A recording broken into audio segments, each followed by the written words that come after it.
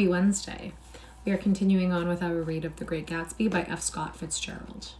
So, we're pretty much just going to get into it. This is chapter 5.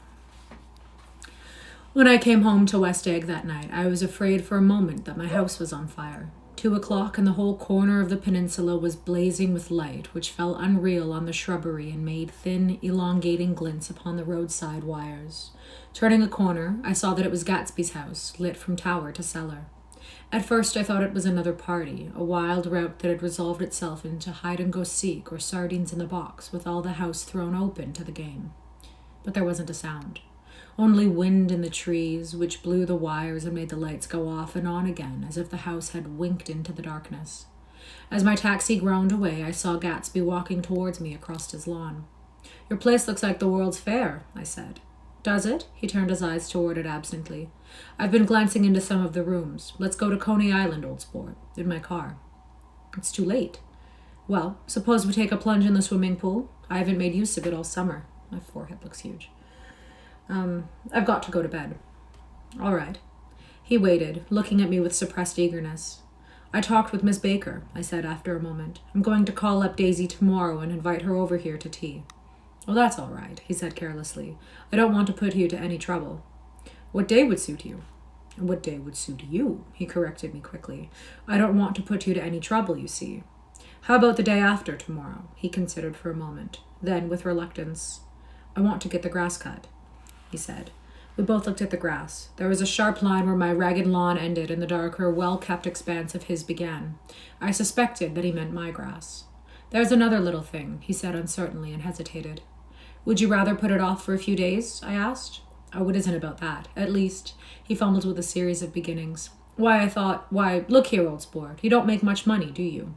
"Not very much." This seemed to reassure him, and he continued more confidently. "I thought you didn't, if you'll pardon my... You see, I carry on a little business on the side, sort of a sideline, you understand. And I thought that if you don't make very much... You're selling bonds, aren't you, old sport?" "Trying to." "Well, this would interest you. It wouldn't take up much of your time, and you might pick up a nice bit of money. It happens to be a rather confidential sort of thing."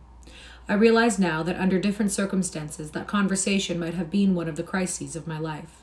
But, because the offer was obviously and tactlessly for a service to be rendered, I had no choice except to cut him off there. "I've got my hands full," I said. "I'm much obliged, but I couldn't take on any more work." "You wouldn't have to do any business with Wolfsheim." Evidently, he thought I was shying away from the gonegation mentioned at lunch, but I assured him he was wrong. He waited a moment longer, hoping I'd begin a conversation, but I was too absorbed to be responsive, so he went unwillingly home. The evening had made me lightheaded and happy. I think I walked into a deep sleep as I entered my front door. So I didn't know whether or not Gatsby went to Coney Island, for how many hours he glanced into rooms while his house blazed gaudily on.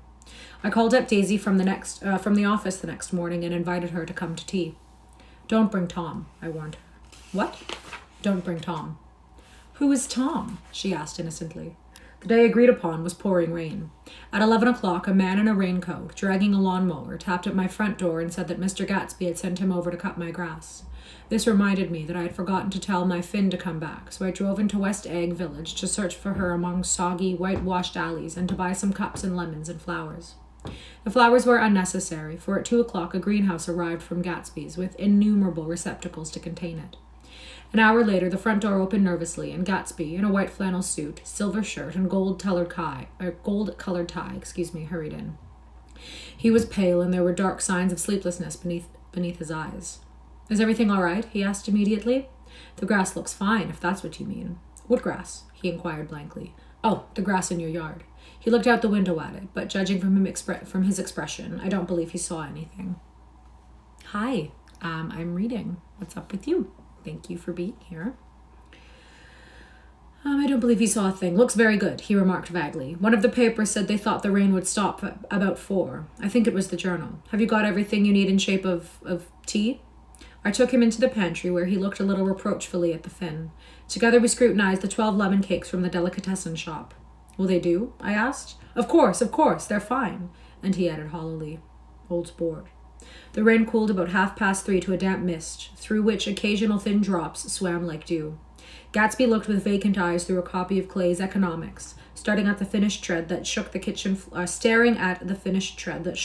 floor, and peering around the bleared windows from time to time as if a series of invisible but alarming happenings were taking place outside. Finally, he got up and informed me, in an uncertain voice, that he was going home. Why's that? Nobody's coming to tea. It's too late. He looked at his watch as if there was some pressing demand on his time elsewhere. I can't wait all day. I'm not sure what those mean. Don't be silly. It's just 2 minutes to 4. He sat down miserably, as if I had pushed him, and simultaneously there was a sound of a motor turning into my lane. We both jumped up, and a little harrowed myself, I went out into the yard. Under the dripping bare lilac trees, a large open car was coming up the drive. It stopped. Daisy's face, tipped sideways beneath a 3-cornered lavender hat, looked out at me with a bright, ecstatic smile. Is this absolutely where you live, my dearest one? The exhilarating ripple of her voice was a wild tonic in the rain. I had to follow the sound of it for a moment, up and down, with my ear alone, before any words came through. A damp streak of hair lay like a dash of blue paint across her cheek, and her hand was wet with glistening drops as I took it to help her from the car. Are you in love with me? She said low in my ear. Or why did I have to come alone? That's the secret of Castle Rackrent. Tell your chauffeur to go away and spend an hour. To go far away and spend an hour. Come back in an hour, Ferdy. Then in a grave murmur, his name is Ferdy. Does the gasoline affect his nose? I don't think so, she said innocently. Why? We went in. To my overwhelming surprise, the living room was deserted. Well, that's funny, I exclaimed. What's funny? She turned her head as there was a light, dignified knocking at the front door. I went out and opened it. Gatsby, pale as death, with his hands plunged like weights in his coat pockets, was standing in a puddle of water, glaring tragically into my eyes. With his hands still in his coat pockets, he stalked by me into the hall, turned sharply as if he were on a wire, and disappeared into the living room. It wasn't a bit funny. Aware of the loud beating of my own heart, I pulled the door to against the increasing rain. For half a minute there wasn't a sound. Then, from the living room, I heard a sort of choking murmur and part of a laugh, followed by Daisy's voice on a clear artificial note. I certainly am awfully glad to see you again. A pause. It endured horribly. I had nothing to do in the hall, so I went into the room. Gatsby, his hands still in his pockets, was reclining against the mantelpiece in a strained counterfeit of perfect ease, even of boredom. His head leaned back so far that it rested against the face of a defunct mantelpiece clock, and from this position his distraught eyes stared down at Daisy, who was sitting, frightened but graceful, on the edge of a stiff chair. We've met before, muttered Gatsby. His eyes glanced momentarily at me, and his lips parted with an abortive attempt at a laugh. Luckily, the clock took this moment to tilt dangerously at the pressure of his head, whereupon he turned and caught it with trembling fingers and set it back in place.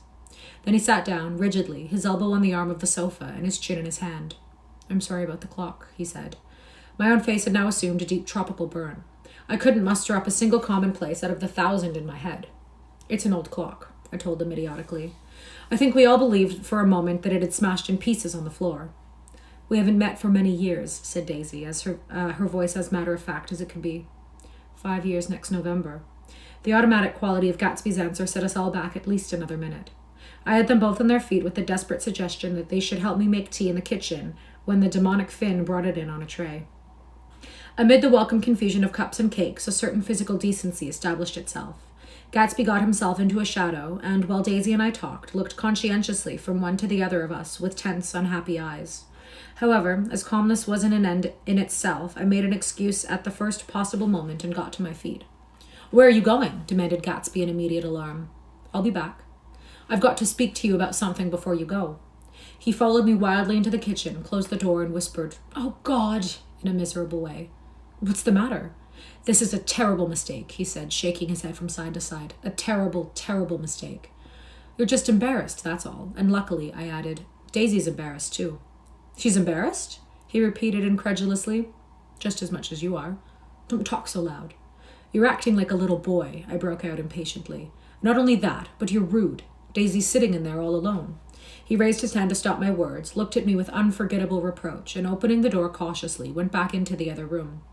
I walked out the back way, just as Gatsby had when he had made his nervous circuit of the house half an hour before, and ran for a huge black knotted tree, whose massed leaves made a fabric against the rain. Once more it was pouring, and my irregular lawn, well shaved by Gatsby's gardener, abounded in small, muddy swamps and prehistoric marshes. There was nothing to look at from under the tree except Gatsby's enormous house, so I stared at it, like Kant at his church steeple, for half an hour. A brewer had built it early in the period craze, a decade before, and there was a story that he'd agreed to pay 5 years' taxes on all the neighboring cottages if the owners would have their roofs thatched with straw. Perhaps their refusal took the heart out of his plan to found a family. He went into immediate decline. His children sold his house with the black wreath still on the door. Americans, while occasionally willing to be serfs, have always been obstinate about being peasantry. After half an hour, the sun shone again, and the grocer's automobile rounded Gatsby's drive with the raw material for his servant's dinner. I felt sure he would need a spoonful. A maid began opening the upper windows of his house, appeared momentarily in each, and leaning from a large central bay, spat meditatively into the garden. It was time I went back. While the rain continued, it had seemed like the murmur of their voices, rising and swelling a little now and then with gusts of emotion. But in the new silence, I felt that silence had fallen within the house, too. I went in, after making every possible noise in the kitchen, short of pushing over the stove, but I don't believe they heard a sound. They were sitting at either end of the couch, looking at each other as if some question had been asked or was in the air, and every vestige of embarrassment was gone. Daisy's face was smeared with tears, and when I came in, she jumped up and began wiping at it with her handkerchief before a mirror. But there was a change in Gatsby that was simply confounding. He literally growled. Without a word or a gesture of exultation, a new well-being radiated from him and filled the little room. "Hello, old sport," he said, as if he hadn't seen me for years. I thought for a moment he was going to shake hands. "It stopped raining." "Has it?" When he realized what I was talking about, there were twinkle bells of sunshine in the room. When he realized what I was talking about, that there were twinkle bells of sunshine in the room, he smiled like a weatherman, like an ecstatic patron of recurrent light, and repeated the news to Daisy. "What do you think of that? It stopped raining." "I'm glad, Jay." Her throat, full of aching, grieving beauty, told only of her unexpected joy. "I want you and Daisy to come over to my house," he said. "I'd like to show her around." "You're sure you want me to come?"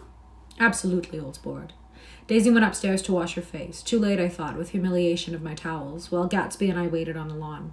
"My house looks well, doesn't it?" he demanded. "See how the whole front of it catches the light." I agreed that it was splendid. "Yes." His eyes went over it, every arched door and square tower. "It took me just 3 years to earn the money that bought it." "I thought you inherited your money." "I did, old sport," he said automatically. "But I lost most of it in the big panic, the panic of the war." I think he hardly knew what he was saying, for when I asked him what business he was in, he answered, "That's my affair," before he realized that it wasn't the appropriate reply. "Oh, I've been in several things," he corrected himself. "I was in the drug business, and then I was in the oil business. But I'm not in either one now." He looked at me with more attention. "Do you mean you've been thinking over what I proposed the other night?"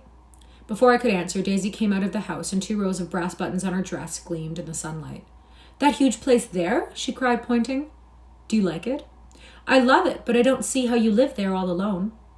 "I always keep it full of interesting people night and day. People who do interesting things. Celebrated people." Instead of taking a shortcut along the Sound, we went down the road and entered by the big postern. With enchanting murmurs, Daisy admired this aspect or that of the feudal silhouette against the sky, admired the gardens, the sparkling odor of jonquils, and the frothy odor of hawthorn and plum blossoms, and the pale gold odor of the kiss me at the gate. It was strange to reach the marble steps and find no stir of bright dresses in and out of the door, and hear no sound but birds' voices in the trees. That was tough, apparently. And inside, as we wandered through Marie Antoinette music rooms and restoration salons, I felt that there were guests concealed behind every couch and table, under orders to be breathlessly silent until we had passed through. As Gatsby closed the door of the Merton College Library, I could have sworn I heard the owl-eyed man break into ghostly laughter. We went upstairs, through period bedrooms swathed in rose and lavender silk and vivid with new flowers, through dressing rooms and pool rooms, and bathrooms with sunken baths, intruding into one chamber where a disheveled man in pajamas was doing liver exercises on the floor. It was Mr. Klipspringer, the boarder. I had seen him wandering hungrily about the beach that morning. Finally, we came to Gatsby's own apartment, a bedroom and a bath, and an Adam's study, where we sat down and drank a glass of some chartreuse he took from a cupboard in the wall. He hadn't once ceased looking at Daisy, and I think he reevaluated everything in his house according to the measure of response it drew from her well-loved eyes. Sometimes, too, he stared around at his possessions in a dazed way, as though in her actual and astounding presence none of it was any longer real. Once he nearly toppled down a flight of stairs. His bedroom was the simplest room of all, except where the dresser was garnished with a toilet set of pure dull gold. Daisy took the brush with delight and smoothed her hair, whereupon Gatsby sat down and shaded his eyes and began to laugh. "It's the funniest thing, old sport," he said hilariously. "I can't, when I try to—" He had passed visibly through 2 states and was entering upon a third. After his embarrassed, and his unreasoning joy, he was consumed with wonder at her presence. He had been full of the idea so long, dreamed it right through to the end, waited with teeth set, so to speak, at an inconceivable pinch of intensity. Now, in the reaction, he was running down like an overwound clock. Hi, he's not here today. Recovering himself in a minute, he opened for us 2 hulking patent cabinets which held his massed suits and dressing gowns and ties and his shirts, piled like bricks in stacks a dozen high. I've got a man in England who buys me clothes. He sends over a selection of things at the beginning of each season, spring and fall. He took out a pile of shirts and began throwing them one by one before us. Shirts of sheer linen and thick silk and fine flannel, which lost their folds as they fell and covered the table in many-colored disarray. While we admired, he brought more, and the soft, rich heap mounted higher. Shirts with stripes and scrolls and plaids and coral and apple green and lavender and faint orange and monograms of Indian blue. Suddenly, with a strange sound, Daisy bent her head into the shirts and began to cry stormily. "They're such beautiful shirts," she sobbed, her voice muffled in the thick folds. "It makes me sad because I've never seen such beautiful shirts before." Does he run away or something? He's just in a different room. He's not running away. He comes in here for nap time. But he's not napping today. After the house, we went to see the grounds and the swimming pool and the hydroplane and the midsummer flowers. But outside Gatsby's window, it began to rain again, so we stood in a row looking at the corrugated surface of the Sound. "If it wasn't for the mist, we could see your home across the bay," said Gatsby. "You always have a green light that burns all night at the end of your dock." Daisy put her arm through his abruptly, but he seemed absorbed in what he had just said. Possibly, it had occurred to him that the colossal significance of that light had now vanished forever.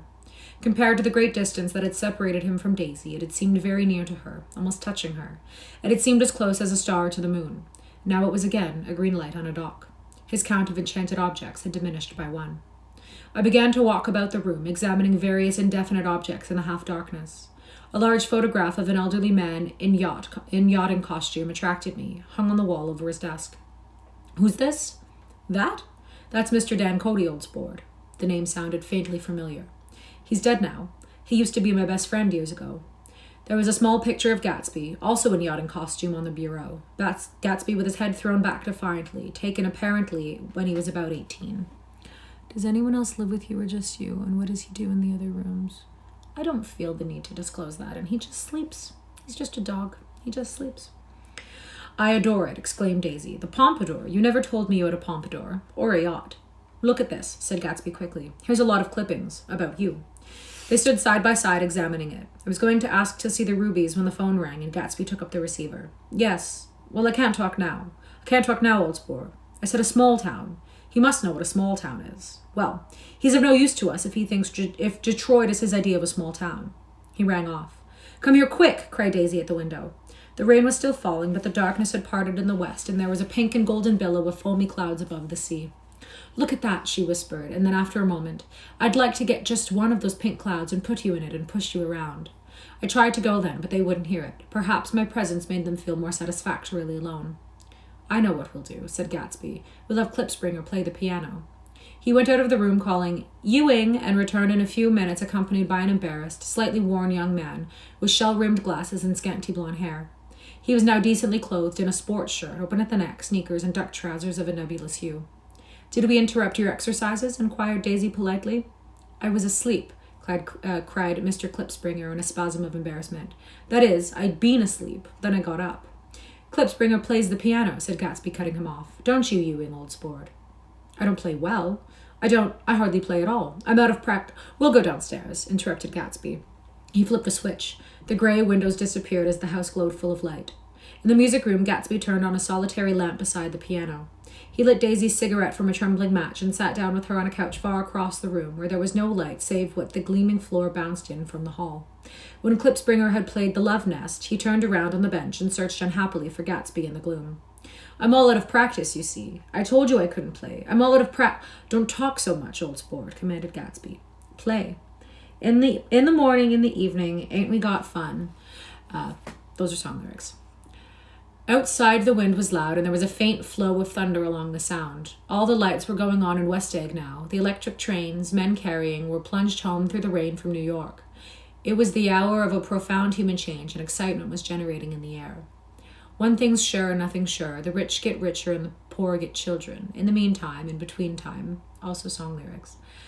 As I went over to say goodbye, I saw that the expression of bewilderment had come back into Gatsby's face, as though a faint doubt had occurred to him as to the quality of his present happiness. Almost 5 years.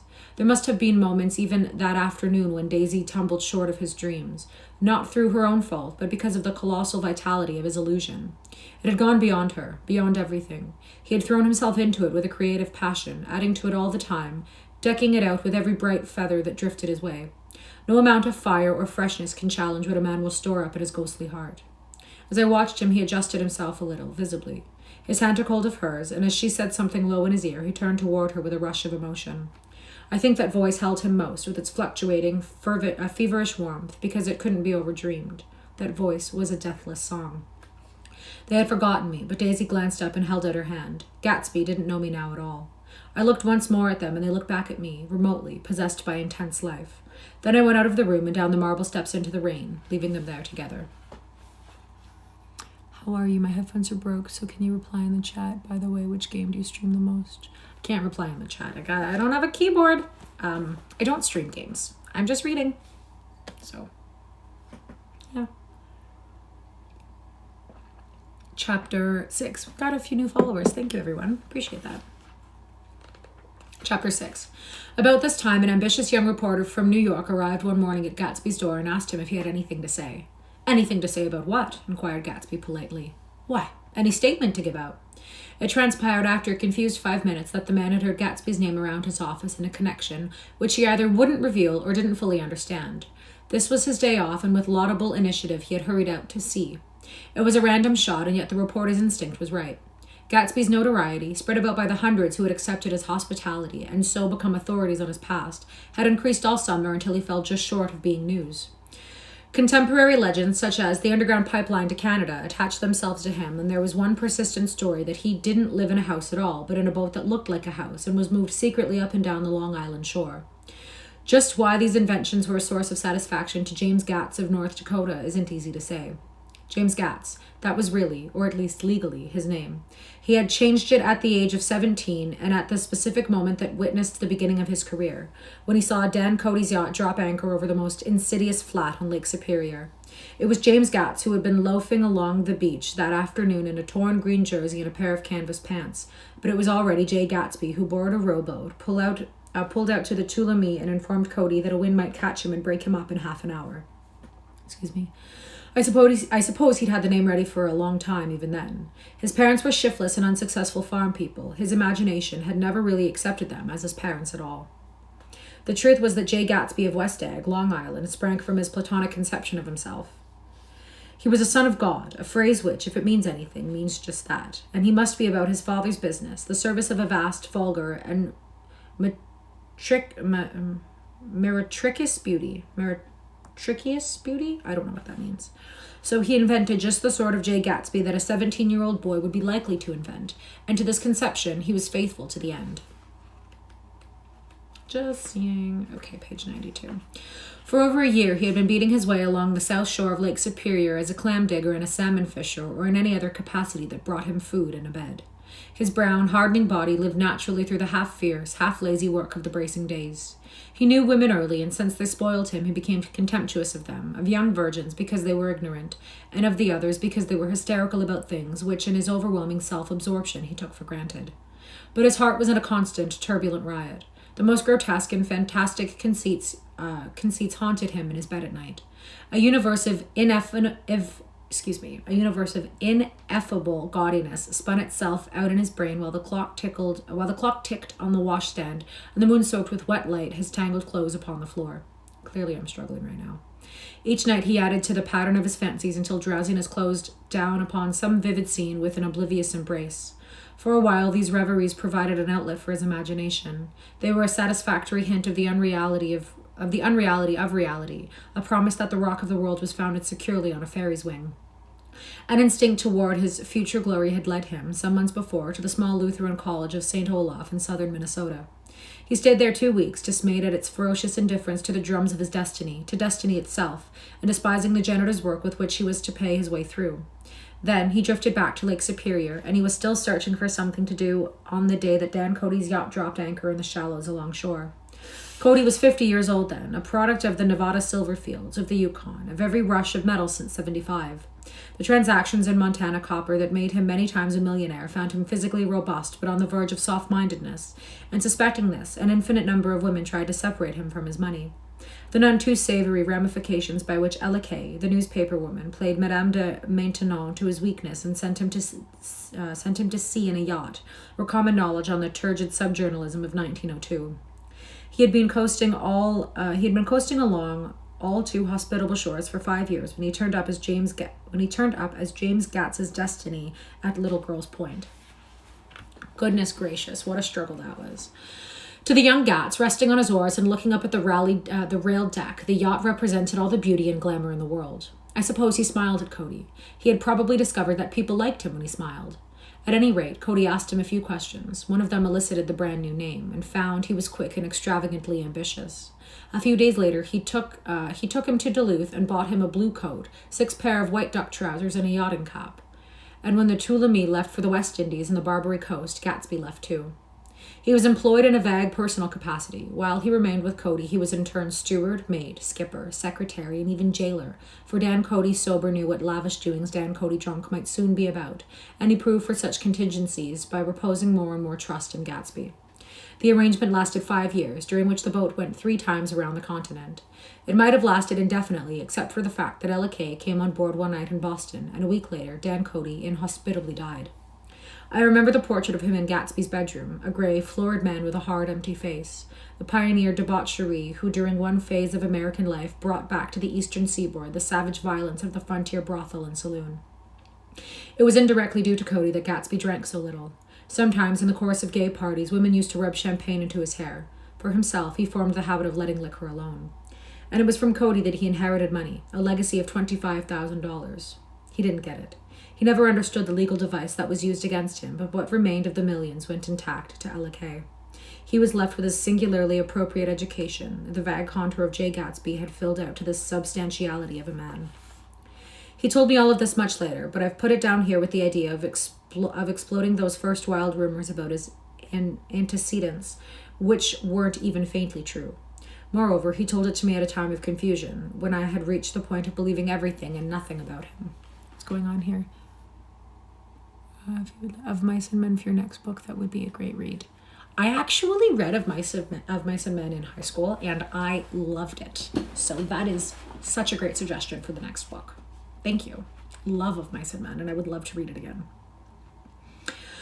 I was at the point of believing everything and nothing about him, so I take advantage of the short halt while Gatsby, so to speak, caught his breath, to clear this set of misconceptions away.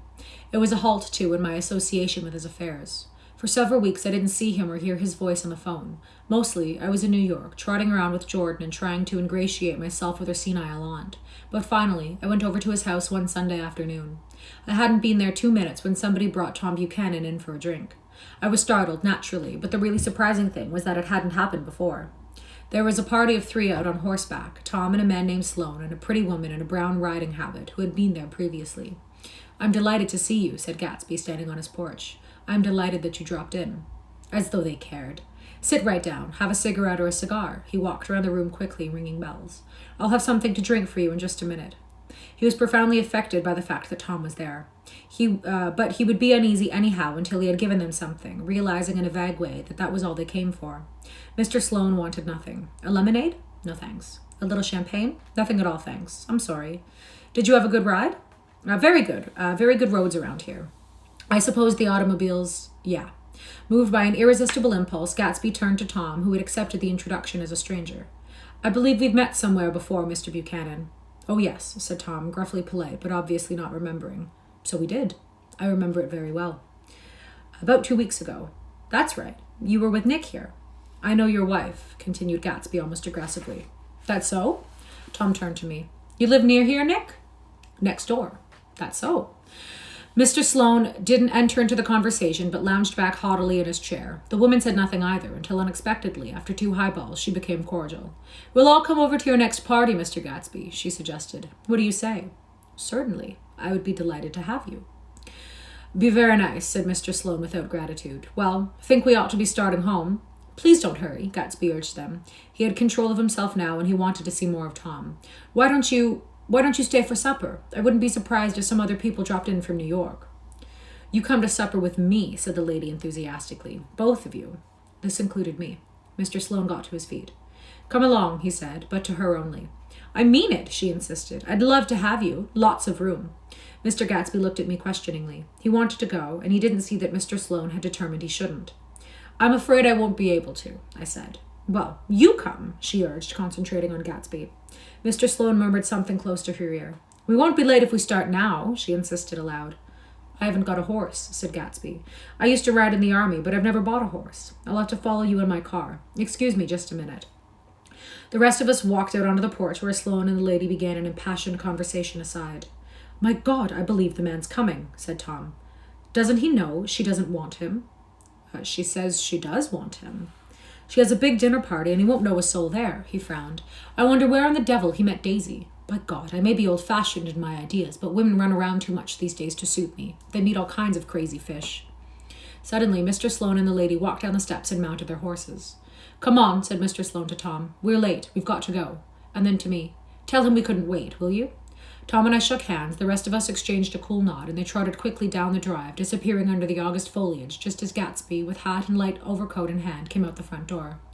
Tom was evidently perturbed at Daisy's running around alone, for on the following Saturday night he came with her to Gatsby's party. Perhaps his presence gave the evening its peculiar quality of oppressiveness. It stands out in my memory from Gatsby's other parties that summer. They were the same people, or at least the same sort of people, the same profusion of champagne, the same many-colored, many-keyed commotion, but I felt an unpleasantness in the air, a pervading harshness that hadn't been there before. Or perhaps I had merely grown used to it, grown to accept West Egg as a world complete in itself, with its own standards and its own great figures, second to nothing because it had no consciousness of being so, and now I was looking at it again through Daisy's eyes. It is invariably saddening to look through new eyes at things upon which you have expended your own powers of adjustment. They arrived at twilight, and as we strolled out among sparkling hundreds, Daisy's voice was playing murmurous tricks in her throat. These things excite me so, she whispered. If you want to kiss me at any time during the evening, Nick, just let me know, and I'll be glad to arrange it for you. Just mention my name, or present a green card. I'm giving out green... Look around, suggested Gatsby. I'm looking around. I'm having a marvelous... You must see the faces of many people you've heard about. Tom's arrogant eyes roamed the crowd. We don't go around very much, he said. In fact, I was just thinking I don't know a soul here. Perhaps you know that lady. Tom indicated a gorgeous, scarcely human orchid of a woman who sat in a statue under a white plum tree.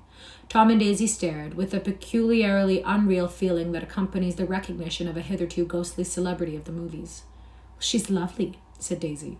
The man bending over her is her director. He took them ceremoniously from group to group. Mrs. Buchanan and Mr. Buchanan. After an instant's hesitation, he added, the polo player. Oh no, objected Tom quickly. Not me. But evidently the sound of it pleased Gatsby, for Tom remained the polo player for the rest of the evening. I've never met so many celebrities, Daisy exclaimed. I liked that man. What was his name? With the sort of blue nose. Gatsby identified him, adding that he was a small producer. Well, I liked him anyhow. I'd a little rather not be the polo player, said Tom pleasantly. I'd rather look at all these famous people in oblivion. Daisy and Gatsby danced. I remember being surprised by this graceful, conservative foxtrot. I had never seen him dance before. Then they sauntered over to my house and sat on the steps for half an hour, while at her request I remained watchfully in the garden. In case there's a fire or flood, she explained, or any act of God. Tom appeared from his own oblivion as we were sitting down to supper together. Do you mind if I eat with some people over here? He added. A fellow's getting off some funny stuff. Go ahead, answered Daisy genially. And if you want to take down any addresses, here's my little gold pencil. She looked around after a moment and told me the girl was common but pretty, and I knew that except for the half hour she'd been alone with Gatsby, she wasn't having a good time. We were at a particularly tipsy table. That was my fault.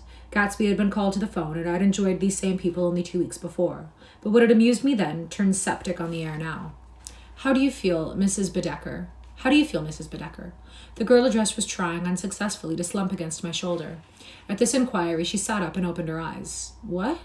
A massive and lethargic woman who had been urging Daisy to play golf with her at the local club tomorrow spoke in Mrs. Bedecker's defense. Oh, she's all right now. When she's had 5 or 6 cocktails, she always starts screaming like that. I tell her she ought to leave it alone. I do leave it alone, affirmed the accused hollowly. We heard you yelling, so I said to Doc Civet here, there's somebody that needs your help, Doc. She's much obliged, I'm sure, said another friend without gratitude.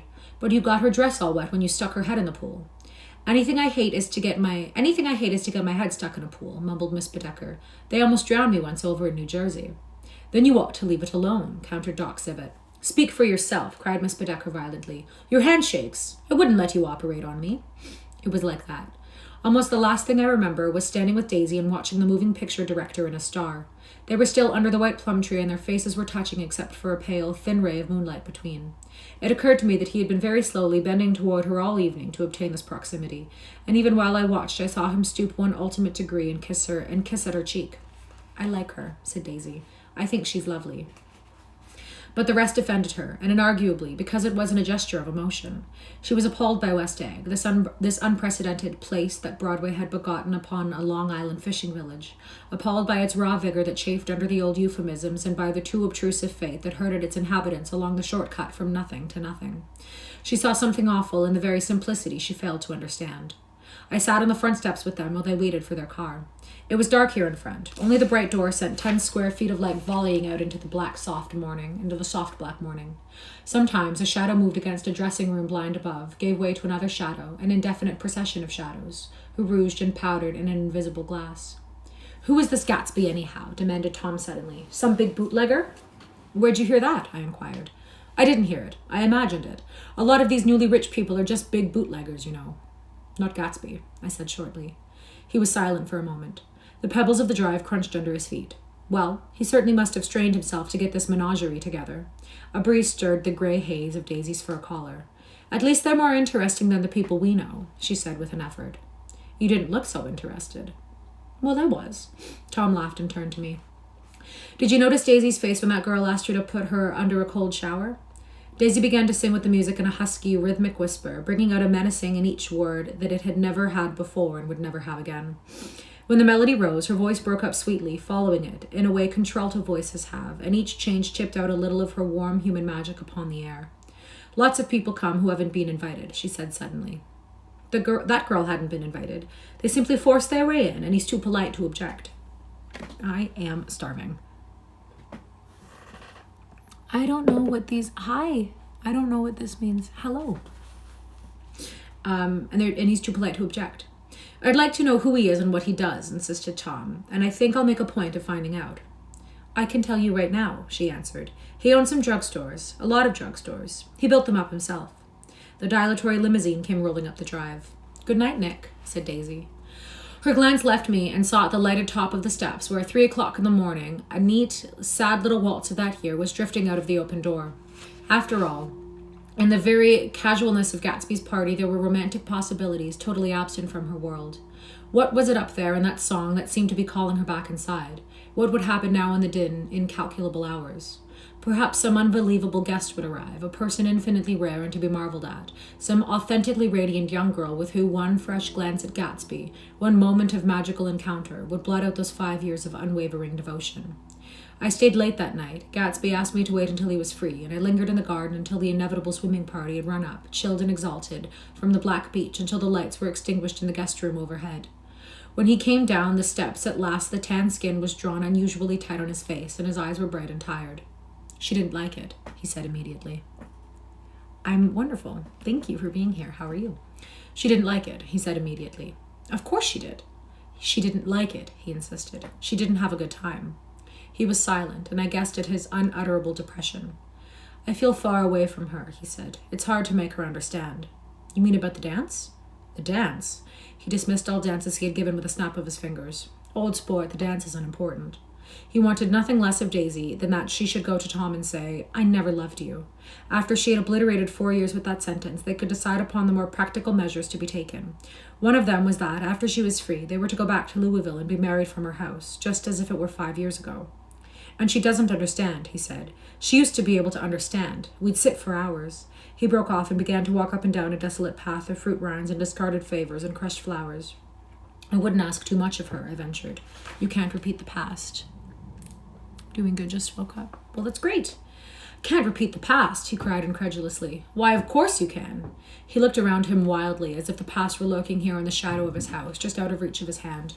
I'm going to fix everything just the way it was before, he said, nodding determinedly. She'll see.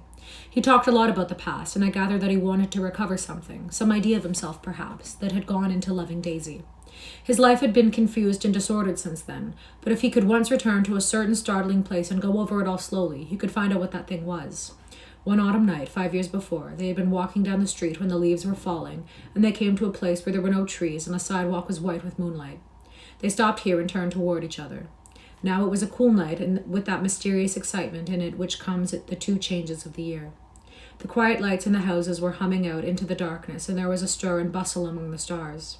Out of the corner of his eye, Gatsby saw that the blocks of the sidewalks really formed a ladder and mounted to a secret place above the trees. He could climb to it, if he climbed alone, and once there he could suck out on the pap of life, gulp down the incomparable milk of wonder. His heart beat faster and faster as Daisy's white face came up to his own. He knew that when he kissed this girl, and forever wed his unutterable visions to her perishable breath, his mind would never romp again like the mind of God. So he waited, listening for a moment longer to the tuning fork that had been struck upon a star. Then he kissed her. At his lips' touch, she blossomed for him like a flower, and the incarnation was complete. Through all he said, even through his appalling sentimentality, I was reminded of something, an elusive rhythm, a fragment of lost words that I had heard somewhere a long time ago. For a moment, a phrase tried to take shape in my mouth, and my lips parted like a dumb man's, as though there was more struggling upon them than a wisp of startled air. But they made no sound, and what I had almost remembered was uncommunicable forever. I just read, and we are done for the day. So thank you for joining. Got a couple new followers. I super appreciate that. I have a YouTube channel. It's the same name as this channel. It's called K.A. Reads Classics. It's all one word, no space. I think it is linked in here, in my bio for Twitch. And I just upload all of these videos, all the past ones. So there's a bunch of books on there. And no, I don't game. It makes me motion sick. So anyways, I'm going to go eat some pasta. I hope everyone has a great day. Thank you for reading with me. Bye.